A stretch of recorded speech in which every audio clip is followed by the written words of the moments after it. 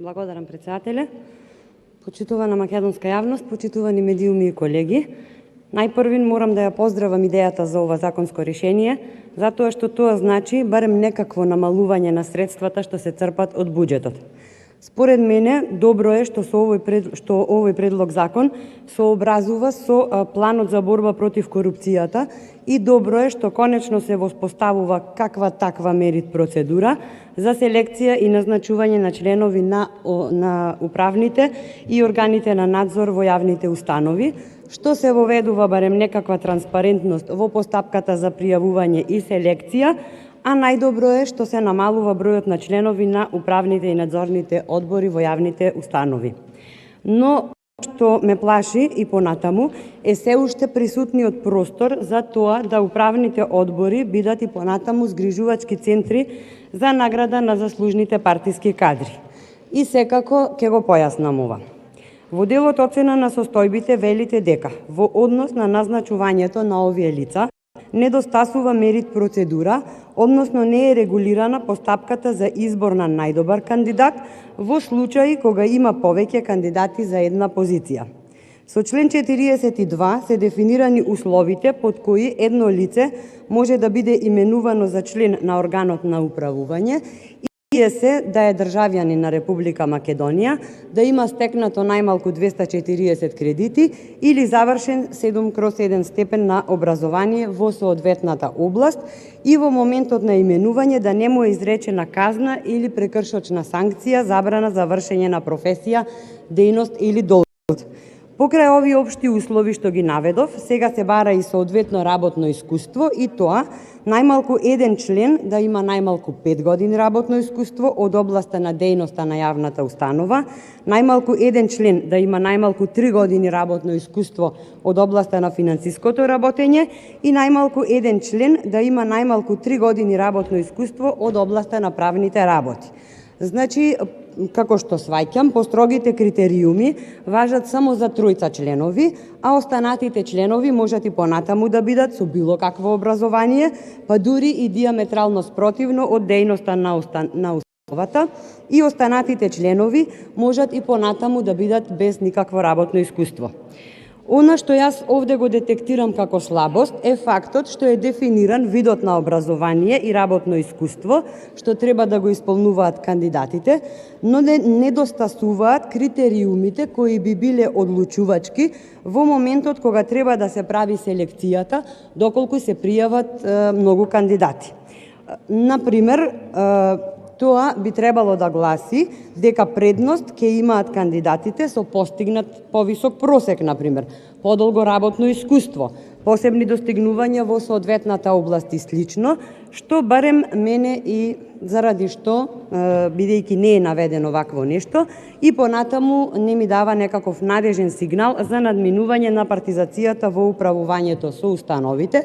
па и понатаму ќе си важи онаа старата роди ме мајко и фрли ме во управен одбор.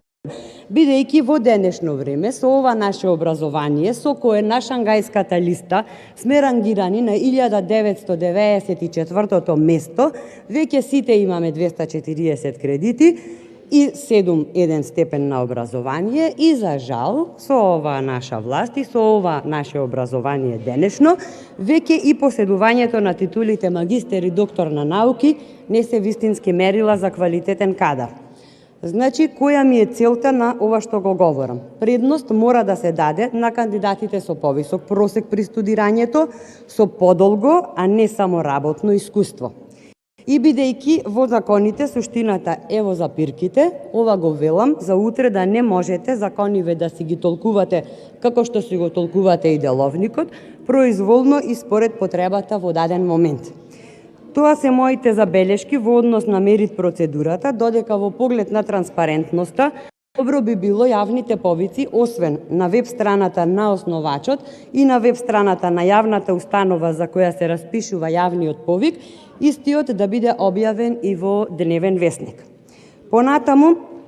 Вкупниот месечен надоместок на председателот и членовите на органот на управување на јавната установа поединечно не смее да го надмине износот од 1/2 од просечната нето плата на вработените во јавната установа исплатена во претходната година. Според мене, ова значи дека ќе се избере максималниот износ, кој пак е солидна сума која добро го цеди буџетот, имајќи ја предвид досегашната такса дека членовите на управните одбори оваа сума ќе ја земаат само за просто кревање рака и аминување на одлуките на директорите.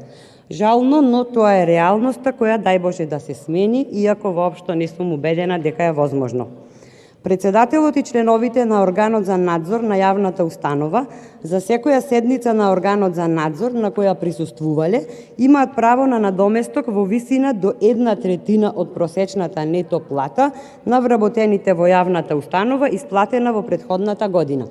Висината на надоместокот со одлука го утврдува основачот на јавната установа. Како сваќам, за разлика од председателот и членовите на управните одбори кои примаат месечен надоместок, председателот и членовите на надзорниот одбор примаат надоместок за секоја седница на која присуствувале, што според мене е доста дискутабилно, бидејќи кој ќе процени колку пати во месецот јавната установа имала реална потреба од тоа да заседава надзорниот одбор. Многу лесно може да се манипулира со оваа одредба, а како пример ќе истакнам дека анализата на Центарот за граѓански комуникации минатата година покажа дека висината на надоместокот за членовите на одборите се движела од 800 денари по одржана седница, колку што се исплаќало во Комуналец во Прилеп, до надоместок од 27.000 денари месечно за председателот на надзорниот одбор на Македонска радиотелевизија.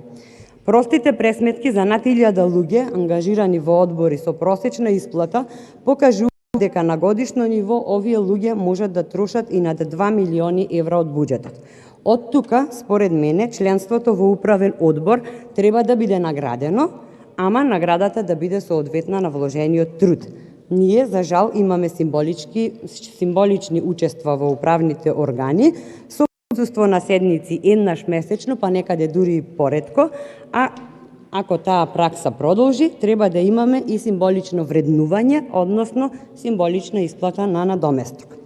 За крај, настрана од законот, сакам да потенцирам дека вработувањата во јавниот сектор се област која е директно поврзана со трошењето на јавните пари и има силно влијание врз креирањето и спроведувањето на јавните политики, што пак има влијание врз целокупното општество. Вработувањата во јавниот сектор ги опфаќаат и именувањата во управни и надзорни одбори, кои мора да се грижат за квалитетот на управување со соодветните институции. За жал, праксата покажува дека при вработувањата во државната администрација и јавниот сектор присутно е силно политичко влијание и ова е повеќекратно нотирано во годишните извештаи на Европската комисија за напредокот на Република Македонија. Како заклучок ќе истакнам дека иако навидум имаме позитивно чувство од најавата за намалување на бројот на членовите на управните одбори и органите за надзор, сепак не сум убедена дека во оваа наша Македонија тоа ќе функционира како што треба со оваа власт. Големите хонорари остануваат, не гледам никакви посебни заложби за придонес во работата на субјектот со кој што ќе управуваат членовите. Со измените на Законот за установите ќе се намали бројот на членовите на управните одбори и органите за надзор во установите, но што ќе биде со државните органи како што се регулаторните тела, агенциите и слично, кои исто така имаат управни одбори кои освен што се прекубројни, се и непотребни, бидејќи не ја оправдуваат целта на своето постоење и овој проблем нема да го решиме со овој закон, со измените на овој закон за установите. За вистинско надминување на проблемот имаме потреба од системски закон со кој на општ воедначен начин би се решиле сите прашања поврзани со бројот на членовите на надзорните одбори во сите јавни органи, висината на надоместоците и критериумите за селекција. Како заклучок можам слободно да кажам дека со овој закон лесно ќе биде да ги вработиш, но тешко ќе биде да ги избркаш ако не работат, затоа што законодавецот не предвидел такво нешто. Преопшти се за едно лице да стане член на управен или надзорен одбор, не се бараат некакви посебни вештини, ниту минати достигнувања, ниту пак е јасно и децизно прецизиран начинот на бодување. Од тука и понатаму ќе си имаме анонимуси во установите и понатаму ќе си се прашуваме кој тоа таму управува. Ви благодарам.